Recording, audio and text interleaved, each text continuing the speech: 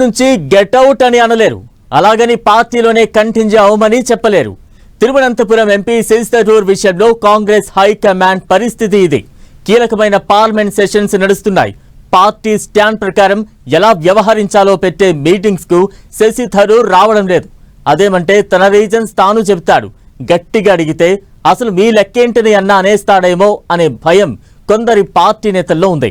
అందుకే ముళ్లకంపపై పడ్డ దుస్తులను తీస్తున్నట్లుగా శశి థరూర్ వైఖరిని లైట్ తీసుకుంటున్నట్లుగా బిల్డప్ ఇస్తున్నారు. ఎందుకంటే నిజంగా పార్టీ నుంచి పొమ్మని అంటే వెంటనే పోయి బీజేపీలో జాయిన్ అయ్యేలా ఉంది ఆయన పరిస్థితి.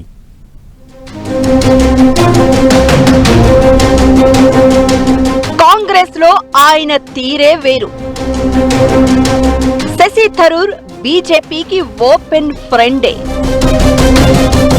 ఇందులో దాచిపెట్టేదేం లేదన్నట్లుగా థరూర్ బిహేవియర్. కాంగ్రెస్ పార్టీ పొమ్మంటేనే పోవాలా? ఇప్పటికే బీజేపీలో బెర్త్ కన్ఫర్మ్ అనే సిగ్నల్స్. కాంగ్రెస్ అగ్రనేత ప్రతిపక్ష నేత రాహుల్ గాంధీ శుక్రవారం నిర్వహించిన సమావేశానికి శశి థరూర్ వెళ్లలేదు. ఆయన ఇలా చేయడం ఇదేం మొదటిసారి కాదు, మూడోసారి.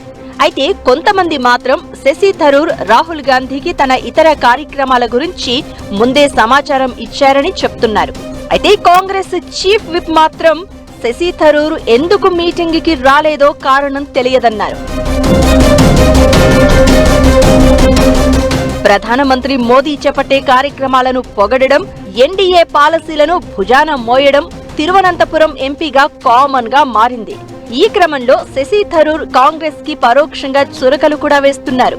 ఇది గత ఏడాది కాలంలో మరీ ఎక్కువైంది. ప్రధానమంత్రి మోదీ కేరళలో ఏదైనా కార్యక్రమంలో పాల్గొంటే అక్కడ శశి థరూర్ ప్రత్యక్షమవుతున్నారు. ఆపరేషన్ సింధూర్ సమయంలో పాక్ పన్నాగాలను ఎండగట్టేందుకు ఎంపీల బృందాలను కేంద్రం వివిధ దేశాలకు పంపింది. వాటిలో ఓ దానికి శశి థరూరే లీడర్ గా వ్యవహరించారు.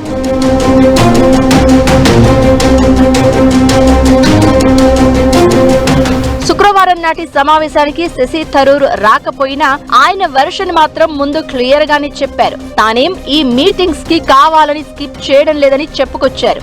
అయితే అంతకు ముందు స్పెషల్ ఇంటెన్సివ్ రివిజన్ పై జరిగిన చర్చలను కూడా మిస్ అయ్యారు ఆయన. అయితే 90 ఏళ్ల తన తల్లితో కలిసి విమానంలో వస్తున్నాను అని సరైన సమయంలో రాలేకపోయినట్లు వివరణ ఇచ్చారు. ఆ సమావేశానికి కాంగ్రెస్ జనరల్ సెక్రటరీ వేణుగోపాల్ కూడా గైర్హాజరయ్యారు. అయితే ఇలా కారణం ఏదైనా సరే సమావేశాలకు డుమ్మా కొట్టడం ఇతరులకైతే ఓకే, కానీ బీజేపీ పాలసీలను, ఎన్డీఏ నిర్ణయాలను అవసరం లేకపోయినా అదే పనిగా పొగుడుతూ కాంగ్రెస్ కి కంటిలో నలుసులా తయారయ్యారు శశి థరూర్. దానికి తోడు ఓవైపు ప్రతిపక్ష నేతగా తనని రష్యా అధ్యక్షుడితో సమావేశానికి ఆహ్వానించాలని రాహులే స్వయంగా డిమాండ్ చేశారు.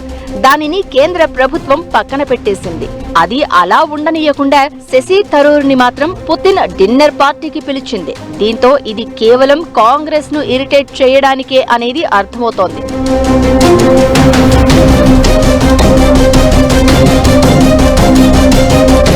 పైకి ఎన్ని డిప్లొమాటిక్ రీజన్లనైనా చెప్పొచ్చుగాక, ఆ కాకమ్మ కబుర్లు ఇప్పుడెవ్వరూ నమ్మడం లేదు.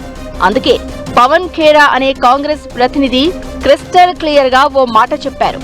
ఈ ఆట అంతా ఎవరాడిస్తున్నారో తెలుసు, ఈ ఆటలో భాగం కావాలా వద్దా అనేది వారికి తెలియదా అంటూ శశి థరూర్ పై మండిపడ్డారు.